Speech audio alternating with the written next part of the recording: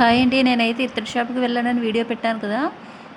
నేను ఇత్తడి షాప్ నుంచి నేనైతే ఒక వస్తువు కోసమైతేనే నేను వెళ్ళానండి. కానీ అక్కడ చూసిన తర్వాత నాకు ఈ ఐటెమ్స్ అన్నీ బాగా నచ్చాయండి. తీసుకున్నాను. ఈ స్టాండ్ అయితే ఇప్పుడు ఇన్‌స్టాలో చాలా ట్రెండ్ అవుతుంది కదా! అమ్మవారి పూజలో వాడుకోవడానికి చాలా యూజ్ అవుతుంది. ఇది ప్రసాదం పెట్టుకోవడానికి ప్లేట్ కూడా తీసుకున్నాను.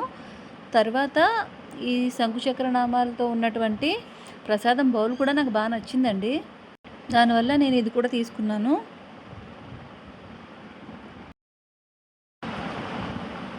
దీంతో పాటు నేను ఒక ఇత్తడి గరిటెను కూడా తీసుకున్నాను.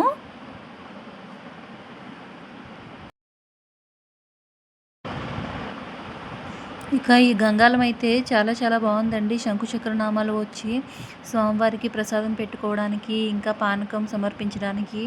నేను తీసుకున్న ఐటెమ్స్ ఎలా అనిపించాయో మీరు కామెంట్ సెక్షన్‌లో కామెంట్ చేయండి.